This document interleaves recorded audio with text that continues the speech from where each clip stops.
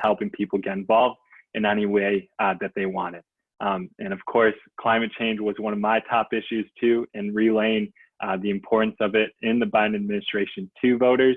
So I'm just really excited to carry on the conversation and making sure that climate change is a top priority for the Biden-Harris administration and for Congress, not just for these next 4 years, but for every election to come. So thank you guys so much. I'm excited. Awesome. And I just have to do a quick anecdote. I'm a storyteller.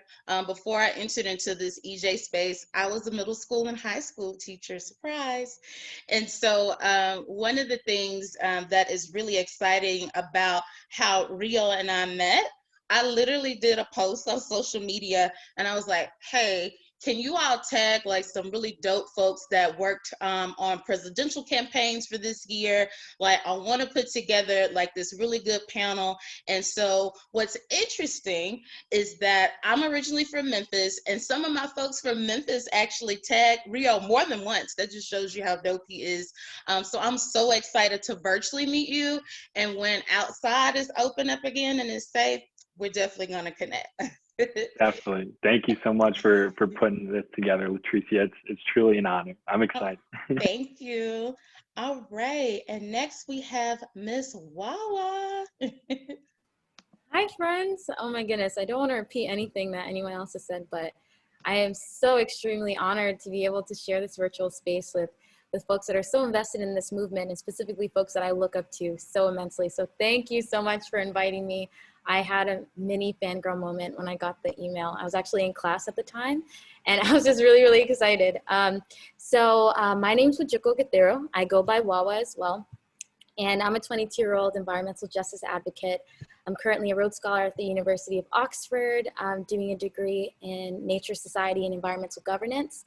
And I'm really, really passionate at addressing climate change, specifically from the angle of really making sure that Black folks, specifically Black girls, women, and non-binary folks, have an essential role in the solutions that are being created to ensure that we have a just climate future.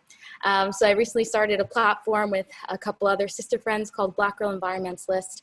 And as we begin to really have these conversations on how to figure out how this new presidential administration will integrate environmental justice frameworks within the ways and policies that they push, we need to make sure that we are allowing for Black girls, women, and non-binary folks to have a role and a crucial point and part of those decision-making tables. So I'm really excited to be here and excited to learn from everyone and just grow in community. Awesome. I'm so excited. And I just want to talk about like how important the power of social media is. And we'll kind of get into that a little bit later this evening in the conversation. But Fangirl with Wawa's page. I also want to give a shout out to one of our co-founders of Black Millennials with Michelle Matson. And so just shared a lot of her content. And so we just took a chance. Was like, hey, like, do you want to get involved with this project? You also, thank you so much for being so instrumental in our Young, Gifted, and Green Summit, which would typically happen in DC, but of course with COVID, it was virtual this year. So just want to give you a shout out there. Y'all, we're one family. So I just wanted to set that tone. All right, so moving next to Isaias, and I want to make sure that I'm pronouncing your name correctly, so feel free to get me all the way together if I did not. Yeah, thank you so much again for having me, and it's truly an honor to be here today. I am Isaias Hernandez. I created an account online called Career Bound Vegan, and my main work is centered towards focusing on creating forms of elementary or introductory forms of environmental education that range from environmental justice, veganism, zero waste, and I really believe in the power of creating colorful imagery and visual graphics in order to really center curiosity for people's interest in environmental fields, whether it be through research, educating, or even art. So I really want to intertwine all my lived experiences doing that. And what really inspired me to create environmental education education today is realizing how elitist sometimes academia can be, and privatizing that information from low-income communities of color that do experience environmental injustices. So I really wanted to ensure that people don't necessarily always have to feel guilty to attend institutions, and rather learn from a community-based standpoint rather than an institution standpoint. Awesome. It's so great to meet you. I really wish we could do this in person. But same thing, y'all. I don't want to sound like I'm crazy, but definitely like Instagram. I don't want to say stalk, but support it. Just so in love with the content that you provide. Your reach is just mind-blowing. And it's so important that the information that you share is so digestible for folks. In the environmental justice realm, it can get real technical real quick, where you're like, what just happened? So I'm so grateful for your platform and happy that you're here this evening. All right, so next up we have Richard, and is it Gayon? If I'm pronouncing that incorrectly, please get me together. It's just gallon, like a gallon of milk. Okay, I was being real cute and fancy. Okay. Most people want to get cute and fancy, but it's very simple. It's nothing fancy. So hi, everyone. I'm Richard, he, him, his pronouns. I am the state director for Defend Our Future, which is a youth-led environmental justice org. And I'm in Arizona, and I'm originally from Southern California. I moved here for school for the U of A, where I study sociology. And up until about 2014, I was more of a campus organizer. I wasn't really part of anything like official, like a nonprofit or like AZ Dems or anything like that.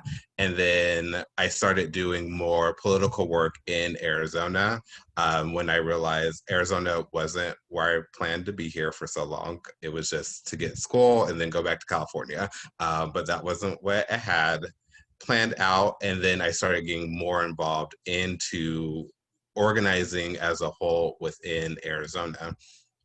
And from 2014 to now, it has been, my main focus has really been incorporating that intersectionality of usually like queer, BIPOC folks within movements, because like we normally get pushed out of stuff like that. And so like you can't dismantle and improve a society if you're not bringing the people who are most impacted by the harms along with you.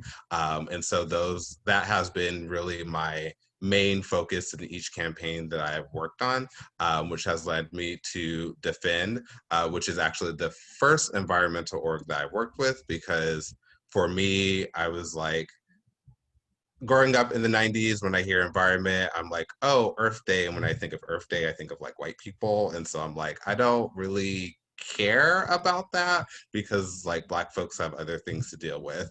And then I started getting more involved into it and like learning that like environmental justice is racial justice, is queer justice, et cetera, et cetera. And that what has led me here today with Defend and on this awesome panel of folks. That is awesome. And you did a perfect segue into how we will open with the first question. I want to frame this in saying that I think with this recent election, it demonstrated that anyone can be an environmental justice advocate and activist. That's the one thing that we share besides being human is our environment. The one thing that we all share and that everyone should advocate for. And I think that with this election, we literally were voting for our lives. So I really appreciate you sharing your journey to environmental justice. And with that, so the first question that we have for this evening is, as a young Black and Latinx leader, can you describe how environmental justice issues have impacted your life specifically, and why your story was so important in the decisions that you made during the presidential election? So anybody can start, or I'll pick somebody. I'll go. So I grew up in Jacksonville, Florida, in a predominantly Black middle-class neighborhood on a predominantly Black side of town. And growing up, I felt safe and happy, but I did notice that a lot of people in my family, at my church, in my neighborhood were sick. Asthma was a very normal thing to have. At the time, I had no clue that the high rates of asthma in my family and in my neighborhood were directly related to where we lived. The fact of the matter is that people in mostly Black neighborhoods like the one I grew up in are living in aging housing with lead and other toxins, as well as near contaminated areas of the city. But what blew my mind was the fact that this was all by design. So like across the country, race is the single greatest determining factor of whether an individual lives near a hazardous waste facility, which in turn contributes to a range of ailments.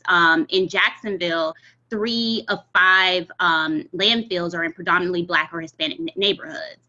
And that is true on every social economic group within those communities. I think that shocked me at the time because I really believed back then that you could out earn injustice, meaning I really thought that if you made a certain amount of money, certain things wouldn't affect you. Well, environmental justice completely flipped that on its head and really showed me how false that narrative was.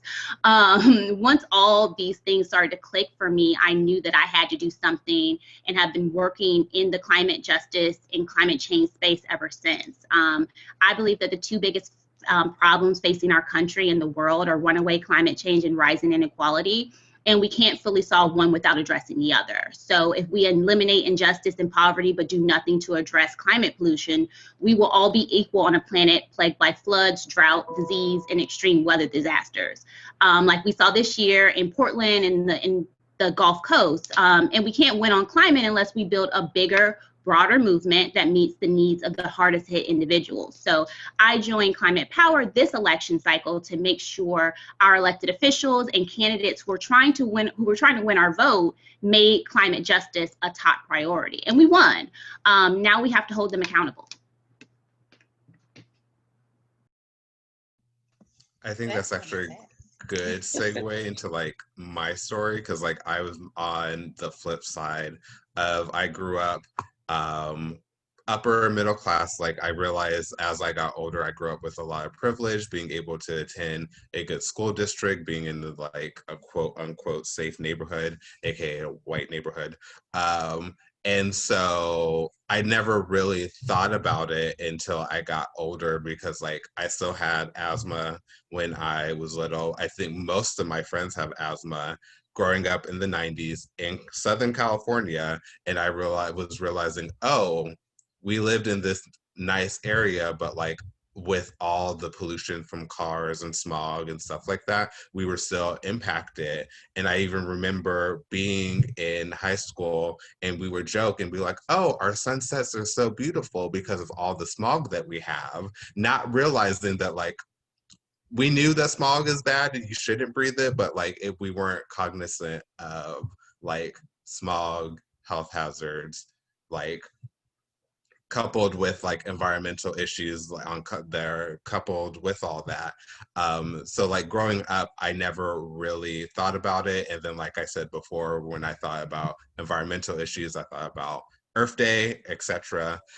So it wasn't until I moved or got into college, so I started in community college and then transferred out to the University of Arizona, where I started learning more about systemic issues and like what those look like, and like the language that a lot of people don't typically have to like talk about the issues that they're facing in their community, but they know that like my family is sick and XYZ, and they don't understand that that's like environmental racism that's probably playing a part in it. They just know that I'm sick, my family's sick, and we have generation of sick folks in our community.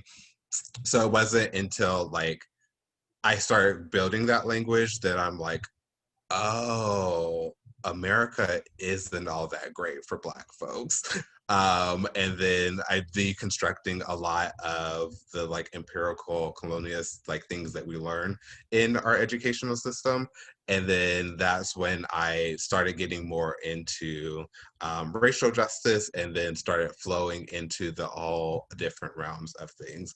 And so like it is great and I've seen so many young people that are like younger than what I was when I started doing these things, like have that language, have that drive to be able to push their legislators, to push people to go vote on this issue that, like you said, we've seen people voted on it, and we now have a president that actually believes that science is a thing. And so for me, it is great to see like all these young folks like doing these things, and also kind of gives me hope, because like when I was 18, 19, that wasn't what I was thinking, because I was still in this mindset of like, everything's great, everyone's awesome, nothing can go wrong in our country, which is, we know, is not the truth.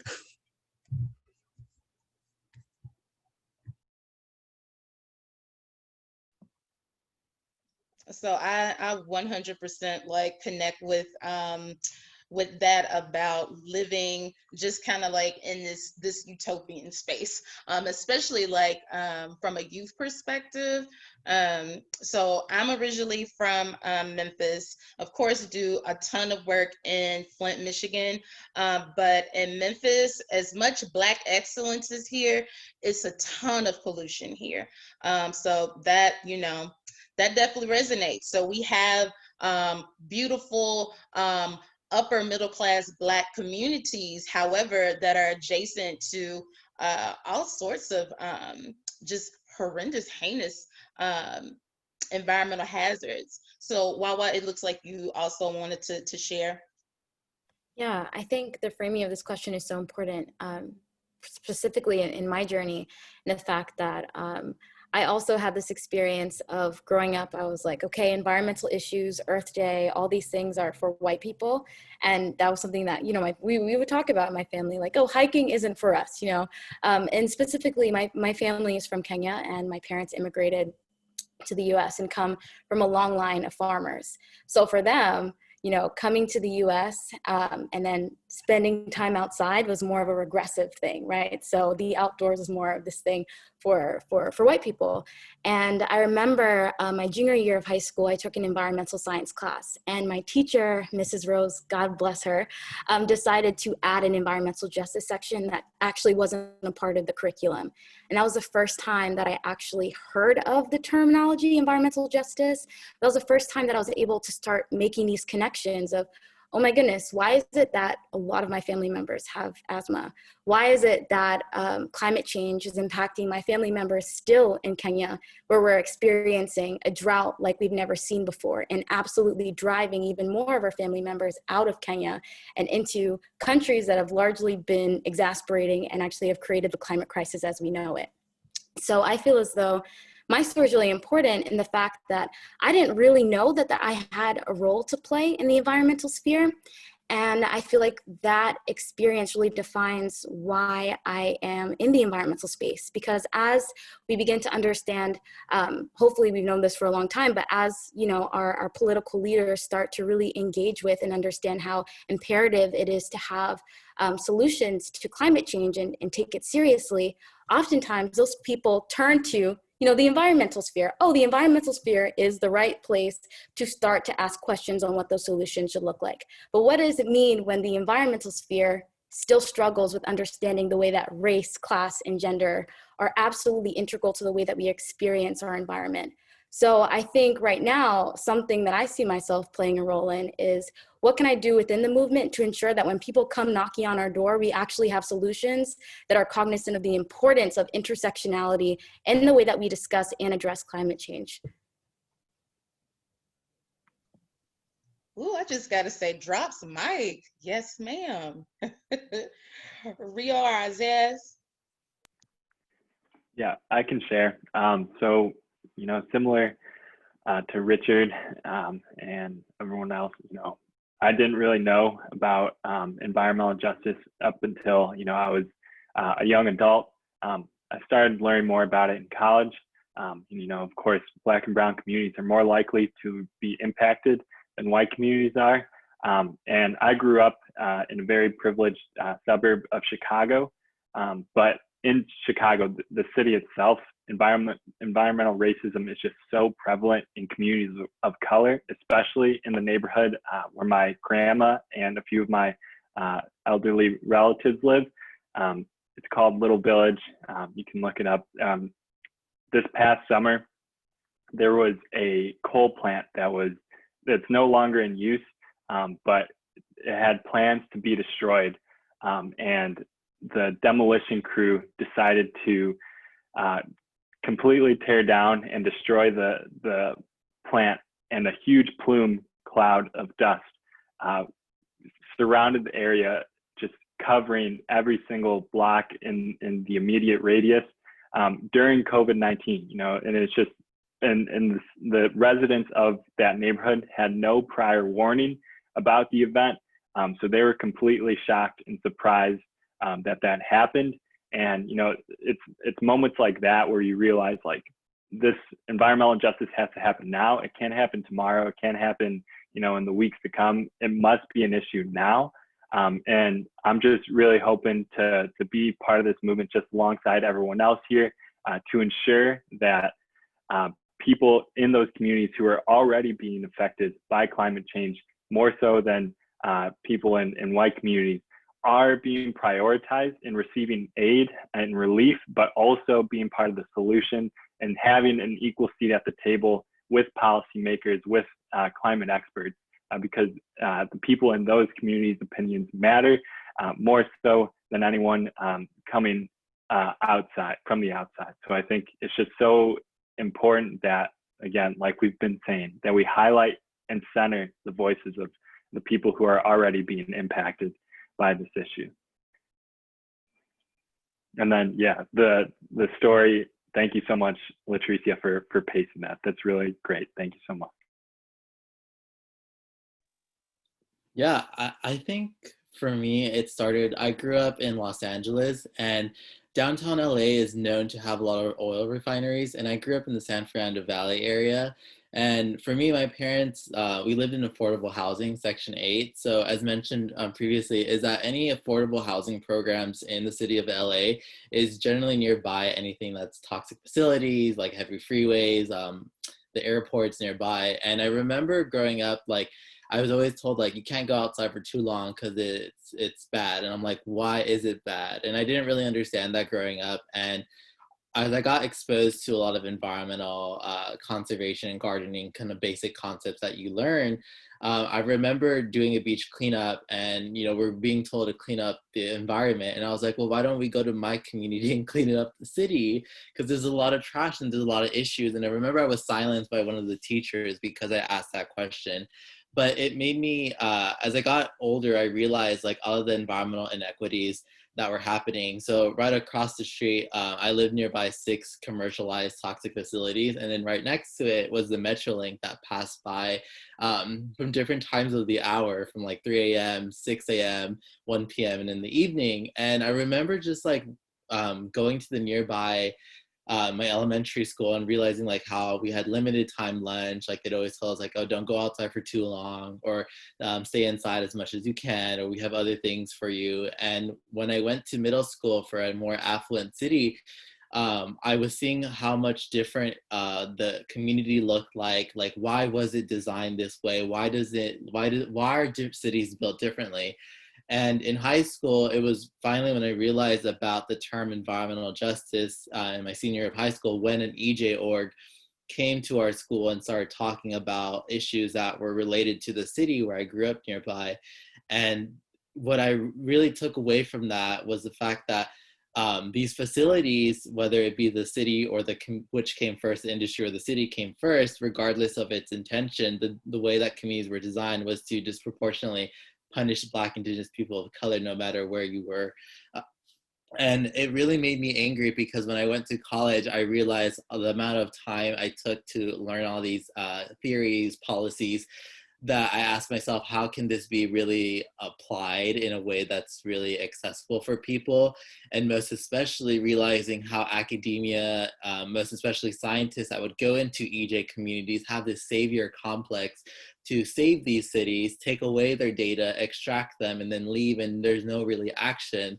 That I finally realized to me that I did not want to contribute to that, but become someone that wanted to support people, most especially the people who are younger than me, to provide this information and not to feel that their own lived experiences are actually valid and they're actually real. And instead of asking these questions and having to be silent or not to go into those controversial topics that include race, I really wanted to showcase that, you know, I didn't want to spend at least 21 years of my life to finally realize like what environmental racism meant to me, even though I lived for it my whole 18 years of my life, but didn't have the right words to describe my experiences. Thank you all so much for sharing these stories. And the reason why I wanted to frame this conversation with lived experiences is because Black and Brown voices are often silenced. We're talking about a whole movement. The environmental justice movement was started by people that look like us on this screen, and it has been severely co-opted. And so I wanted to make sure that in this platform, that it is reflective of our elders who actually coined the term environmental racism and have been on the ground, and many of them still are. Like I'm thinking about, my Black girl magic, everything, like a Dr. Beverly Wright. She's still working so diligently. Dr. Robert Bullock, still working diligently to fight against environmental racism and to seek environmental justice. So thank you so much for sharing those stories. So we're gonna pivot just a little bit. So let's get into this election. Whoo, child, we made it, number one. I keep playing in my mind when Vice President-elect Kamala Harris said, "We did it." Oh, it was a sigh of relief. You know, I don't think I've been so anxious about, well, no, I take that back because I don't want to have deja vu, but it was tough. So thinking about the Biden-Harris administration, they made some really big promises, particularly to young voters regarding climate and environmental justice. How can Gen Z and millennials in particular keep the same energy and momentum with holding these elected officials and government agencies? So not just the elected officials, but the actual people that are going to implement these policies. How should we continue to hold them accountable as they assume this transition?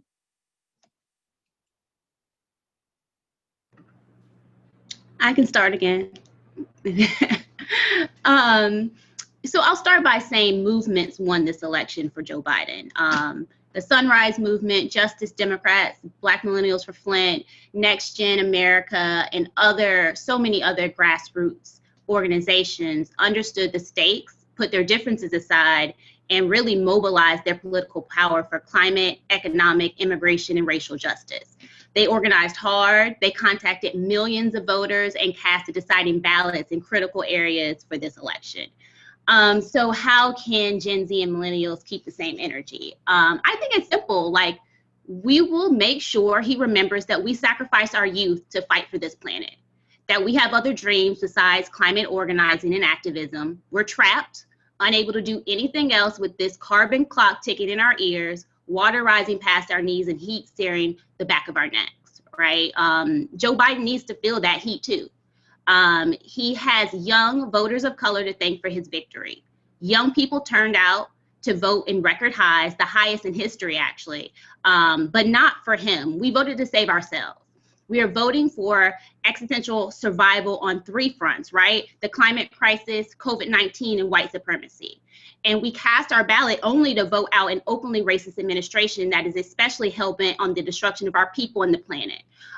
We do not expect Joe Biden to fix it. We expect him to stand aside and allow us to fix it. Biden owes his victory and his administration to us, and we cannot let him forget that.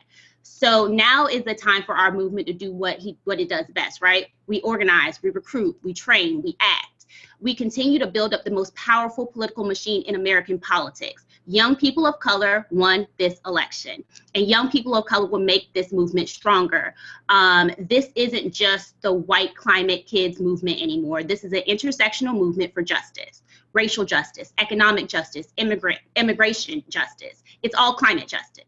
And in our decade of the Green New Deal, justice will be front and center. We need to organize and pressure Biden with all of our might to make sure justice is his priority too.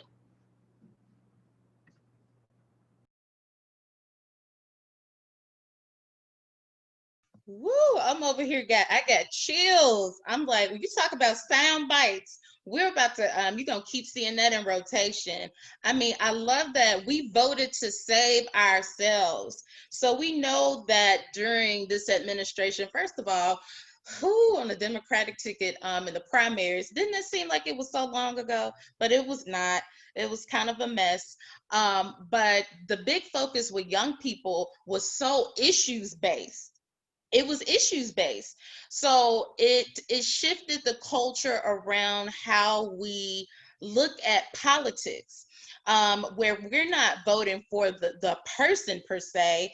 We're voting for the things that are going to give us access to a quality life. So I really love that you mentioned that. Was it someone else that had a stance or wanted to speak to how are we going to hold him accountable? He's got, the campaign has this robust platform. How are we going to hold him accountable to it? I think it's also important to remember that for a lot of communities of color, Biden wasn't even our first, second, or third choice. And he was our only choice in this situation because it was between him and Trump, and we all know who was the better choice. And so remembering he needs to, like Sydney said, remember the people who put him in office, put him there, and also begrudgingly put him there because he wasn't the choice, that he was not the best choice for a lot of communities.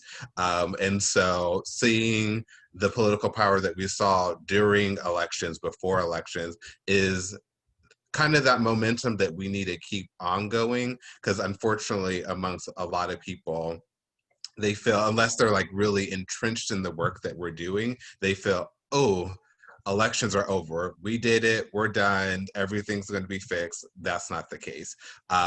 We need to still be meeting with our legislators. We need to still be meeting with our city council, our governors, and stuff like that, to remind them that, like, just because this is an election year doesn't mean that we're going to forget all the nonsensical policies that you're trying to pass in between, because people who are elected like to act right in election year, hopefully hoping that we forget that they pass really bad legislation in off years or before they were getting elected.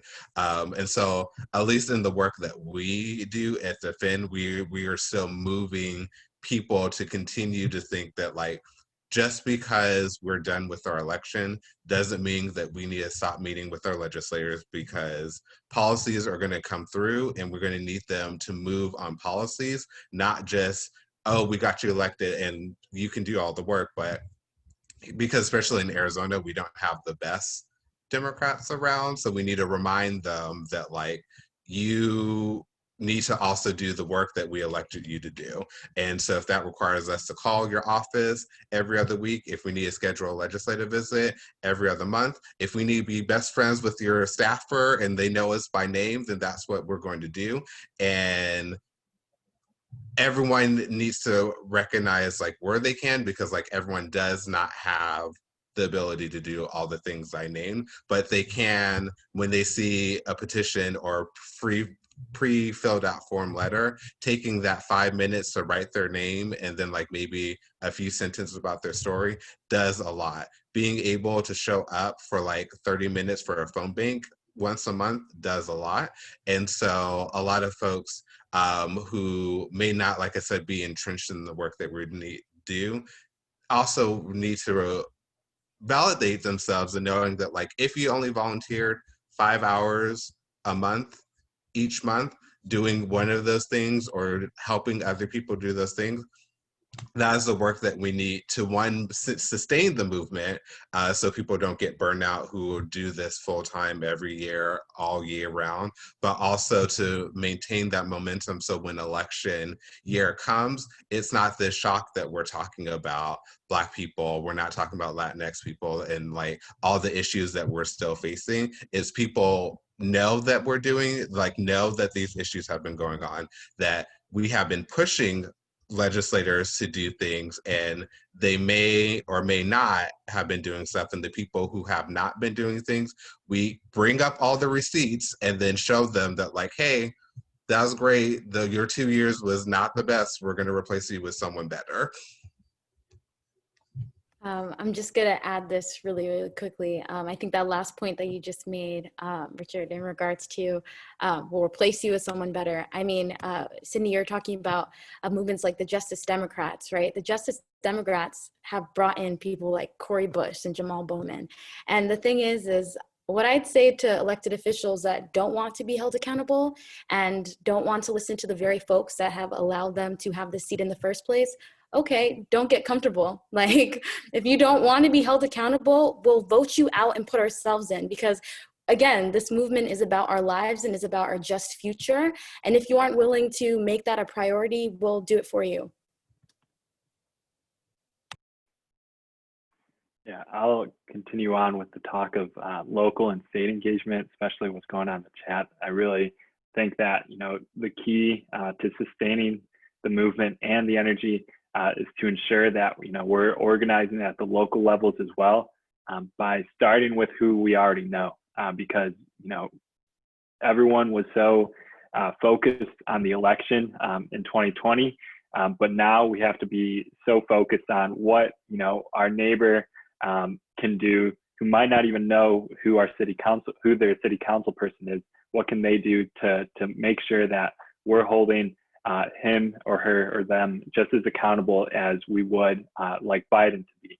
And, just like Wawa was saying, we need to either train people to run for office themselves or organize protests to ensure that every level of government is pressured into making climate justice a priority, or else, we'll vote them out, because we need to vote out every single congressperson, every single mayor or city council person who isn't heeding the calls for climate action, because we simply don't have time for broken promises. So I think it's just vital that we organize at the local level to ensure that by the time 2024 comes around, climate change is already happening across the country, and that we can sustain as much of our energy moving forward as possible.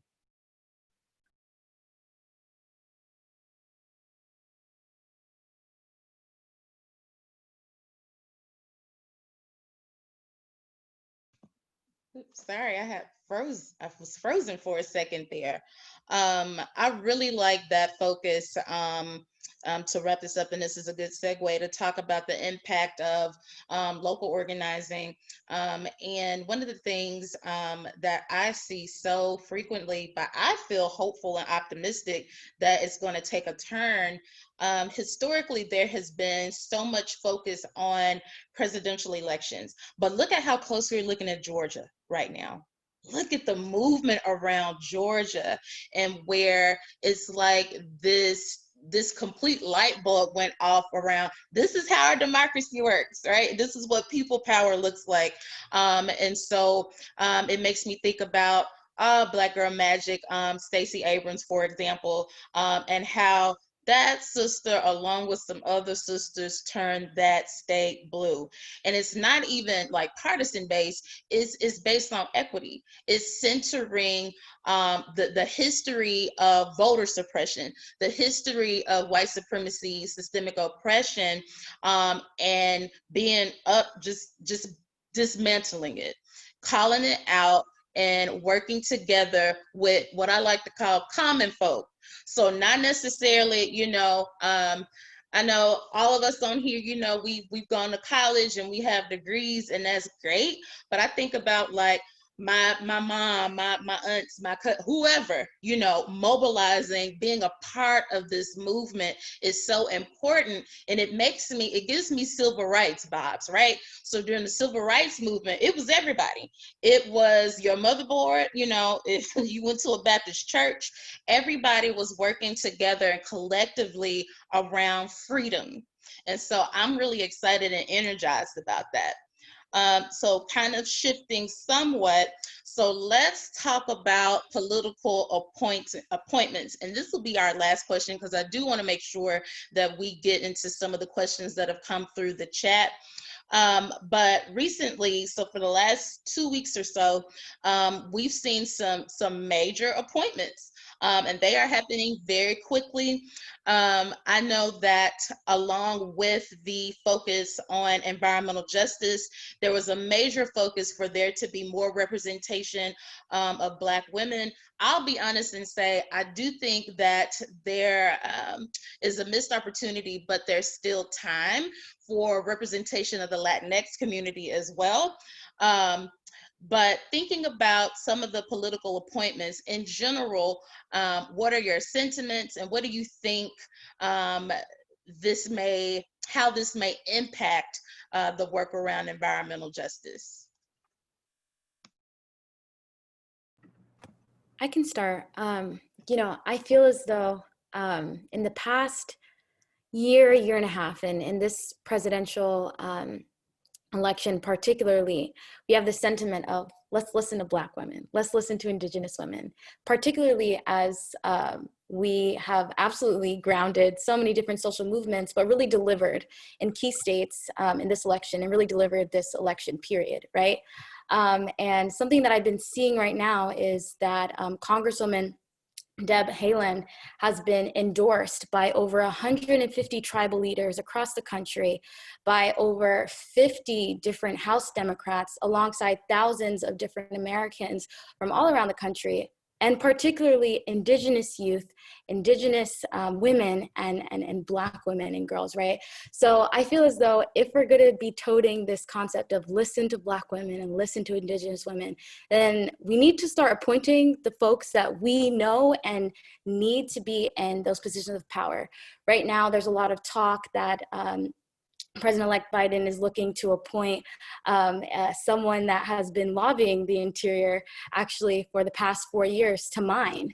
And it's interesting that those conversations are being had when all across the different mediums that we are engaging with, especially in social media, you have young people saying, hey, we have this person that has been seen and has this track record of really showing up and out for Native communities, showing up and out for folks of color, and has the vision that's necessary for our next Interior Secretary. And so right now, I'm really having my fingers crossed that this is an opportunity that we actually appoint someone that we have seen and understand will be a good position. And the same thing goes with the EPA. There's a lot of talk on specifically young folks of color saying someone like Mustafa Ali should be appointed, and I 100% back that. Now, this is someone that worked in the EPA, was a huge I believe he was the environmental justice coordinator for the EPA. This is someone that understands that environmental justice must be at the forefront of the EPA and within its framework. And I really, really hope that that sentiment really does carry through. And I guess we just have to see, but the fact that we really delivered this election, the whole point of accountability is actually following through. So I'm nervous to see what will happen. I think appointments can be a dangerous game, usually a game of identity politics, because you can easily be like, I'm appointing all these BIPOC women, these BIPOC queer folks into these positions, but if they have been lobbying to mine for 4 years, what, like, it doesn't mean anything because like you are playing identity politics. And for like the average American who just has a million and one things to do, they can't keep up with who's being appointed, what work they've done, what work they plan on doing, when they just look to see like, oh, President-elect appointed all these women of color, like this is great, this is awesome. But then once you start diving into some of their politics, you realize like, just because you're skin folk doesn't mean you're kinfolk. Like, it doesn't mean that they are out here really trying to dismantle the system that has put us in chains to begin with. And unfortunately, we need to remember that like everyone isn't out here looking for the collective; they're looking out for themselves and their generational wealth and their family. So I think appointments can be they can motivate people to be like, oh my God, there's representation. But like if people don't have that ability to really like keep up with what's happening, because like politics is exhausting, period. And sometimes like I want to just not turn off the TV and like do other things, but I'm like, I can't because this is my job. And so like it can play this role of being like, he did great things, and like you're having that conversation with like your aunt, your uncle, your nieces, your nephews, who may not be as involved, and they just see the surface level of things that are happening, and so they won't understand that like, yes, this person was in power, but like they've done a whole bunch of harmful things, or they potentially can do a whole bunch of harmful things to our communities because they have a track record of being not the greatest person. You just said a whole word. I think, and just to be transparent, of course, you know, like I'm a Black woman, I'm a leader in this movement, but it also creates like a sense of pressure, right? So we can't ignore the treatment historically and currently with Black women, Latinas, Indigenous women, where there's this pressure where you can't make a mistake, or every move that you make will be questioned. And so a piece of me is like, yay, like I see somebody, I can't believe this. I see somebody that looks like me, but then in my gut, I'm also nervous.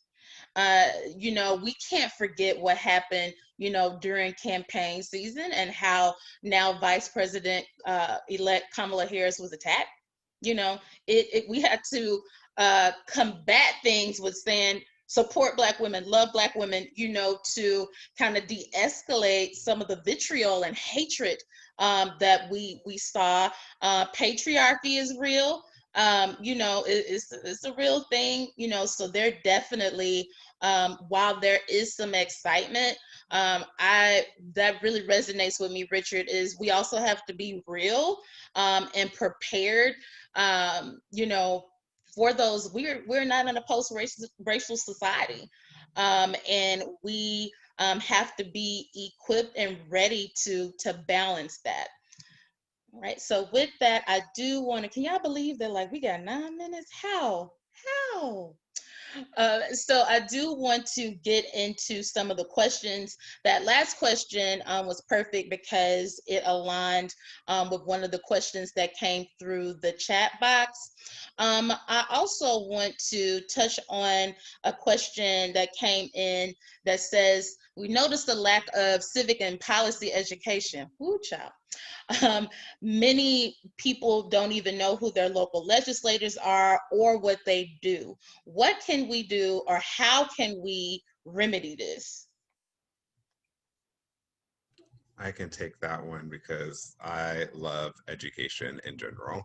And so I think the first step is to, one, we need to deconstruct this idea as people who aren't civically engaged or like civically literate don't care. Because I went to a really good high school. I was in AP government. I did well on all my tests, and I realized I didn't learn anything about the government, absolutely nothing. Went to college, took political science, still didn't really learn anything, in all my education and like how things really work has been doing in this work of political organizing.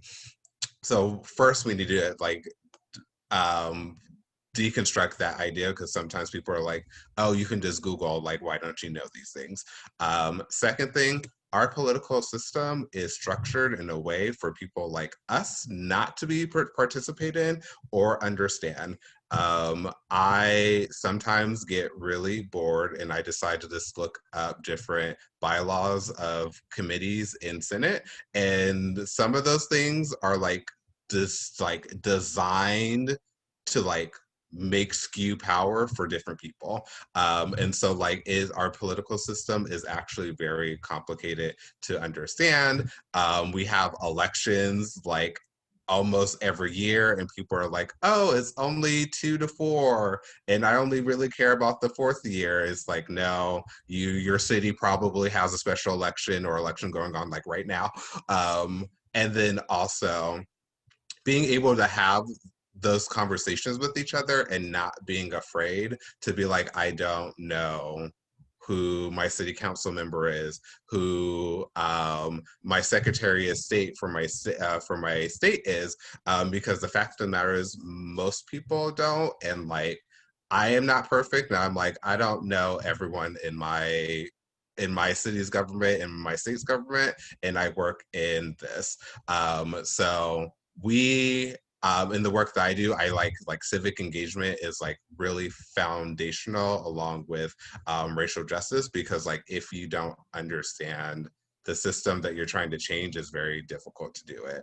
And the things that I found to like really work and resonate with folks is to like break down the things that they care about first and like show them like what impacts them. And so like a perfect example was that I used to work with folks with Planned Parenthood, and people were like, why should I care about school board, because like reproductive rights and sex ed is like important? And they're like, well, your school board is the people who decide, well, at least in Arizona, they're the ones that decide what sex ed looks like, and if it's going to be comprehensive or if it's going to be the nonsensical one that everyone knows doesn't work. And so like breaking it down to figure out like what are the issues that you care about, and figuring out, and then like Googling who manages that, like what those policies are, is the first step to like help people understand. Because then most people are like information sponges and be like, oh, I didn't know this. Well, I have this issue in my city, so like who controls this? Oh, I didn't know this. Well, if this isn't controlled by the city, who in the state? And so like they usually, once you give that little taste of learning, they like dive into it even more. Yeah, I think when it comes with political literacy, it can be often confusing. And so what I mean that is that a lot of NGOs and organizations have this wealth of knowledge. They have the people that are, proponents of these policies. But when it comes to communicating it to the community or like online, they're just like, I don't know what to do. The influencers aren't listening to me. The people aren't listening to me. And myself as an educator, I meat with these NGOs and they tell me everything. I'm able to synthesize it myself and have the privilege to learn more about it and do my own research. And then we work together to kind of create more forms of like, what is the main takeaway? And I guess a great example of this is that during LAUSD, when they're defunding Los Angeles school unified districts and like more, standardized test scores, I try to really communicate with the NGOs a way of like, okay, we need to create a very simplistic way that introduces the people to see what policies are being presented and like what it relates to them, and then a follow-up action. Because necessarily for me, like what I've realized that video content now has become a huge skyrocketing issue, especially on TikTok. And now we've seen Gen Z and these millennials take over TikTok as a form of communicating this type of information. And so if I'm able to get attention within the first 30 seconds or 40 seconds onto them to get to that website or onto that petition website, then that means to me that I did my job in order to kind of build this bridge to the other side. And that's when the organization takes them in and be like, okay, this is what you need to know now. And so I think that it's really important that now that organizations are realizing the impact of Gen Z and millennials when it comes to this, is that we continue having this intergenerational movement rather than just saying like the youth will take care of it. They will vote the right person in, where it's like, this is an intergeneration from different ages that have been doing this type of work. Awesome. And I just have to brag one more time. Make sure that all of our panelists, that you put your social media handles in here. If you don't already follow Isaias, oh my gosh, you should, like, immediately. So last question, and this is so exciting that we're going to make it to all the questions.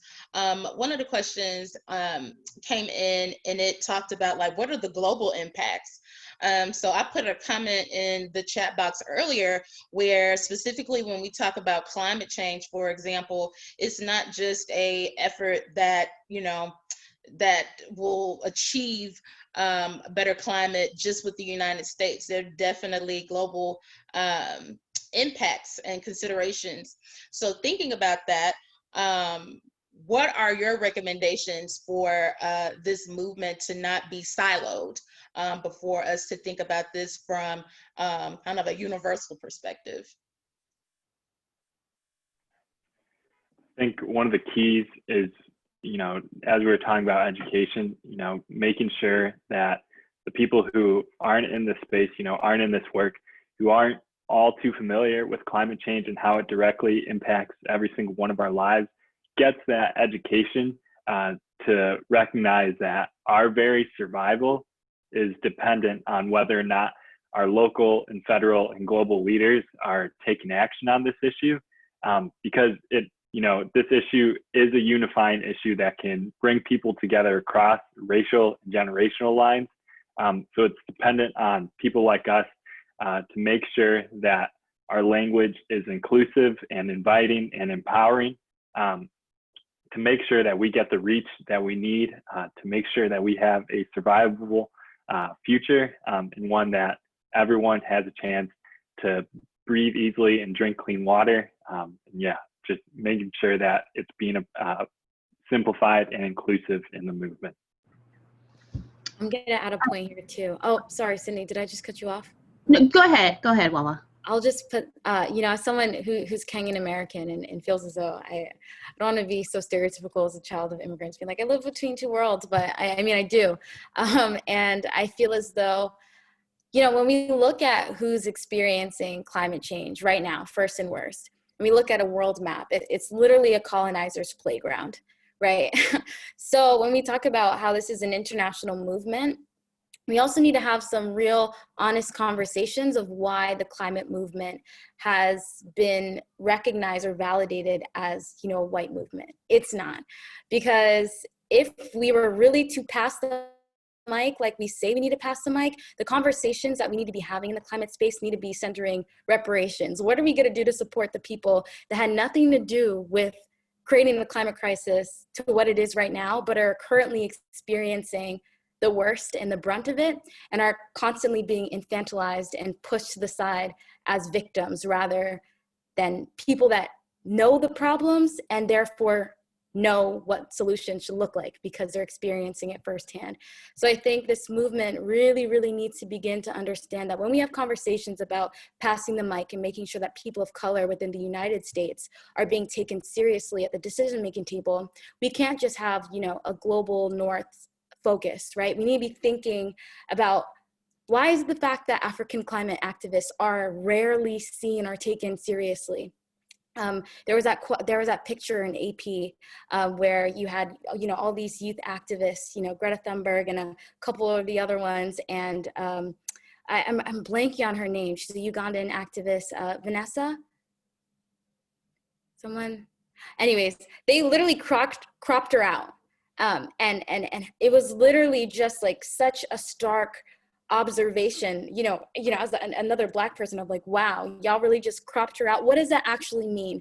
Cropping out the only African representation at this table of discussing climate change. So we need to start having some real conversations, integrating reparations in those conversations, and actually passing the mic where it needs to be. And I was just going to add very quickly, my pet peeve about the climate movement, of being in it for so long, is that we have a very bad habit of only talking to people who are working on our issue, or are always only asking or working with organizations that want to talk about climate, but we never, it's rare for a climate organization or environmental organization to, talk about other progressive movements, whether that be, national security, which is also a climate movement, ag, which is a climate issue, immigration, because climate refugees are a thing, but they're not framed that way. We don't really talk about these issues, and we don't talk about their issues. We only want them to talk about ours. And I think a big step forward for this movement would be to really integrate ourselves in other progressive spaces and give as much as we take. Because I won't say the young folks movement, but the larger climate movement takes a lot. It takes a lot from the environmental justice space. It takes a lot. It's always asking for something, but what are they giving back? Very little. I think that's the first step in definitely, realizing that this is a global issue and working with other groups. All right, awesome, y'all. So we're a little bit over time, but we still have all of our guests to stick around with us. This conversation has been so amazing. And I think that my favorite part is it's not just a conversation. This whole moment and convening this evening had all of the solutions. Somebody say, give us 10 more minutes. This is phenomenal. I love when we're able to convene and not complain, because some folks say that millennials and Gen Z that we're complainers. I'm like, side eye. But I'm like, we inherited an earth that was a disaster. So if we want to talk about it, let us talk about it. But I'm so excited with all of the work that you all do. And I just want to say this, that once you're in the Black Millennials for Flint tribe, you're in the tribe. So Sydney will let you know it's not over. So I'll definitely be reaching out to you all. It's really going to take all of us. While we have a little bit of relief, that we have freed ourselves from absolute tyranny, we still can't let our guard down.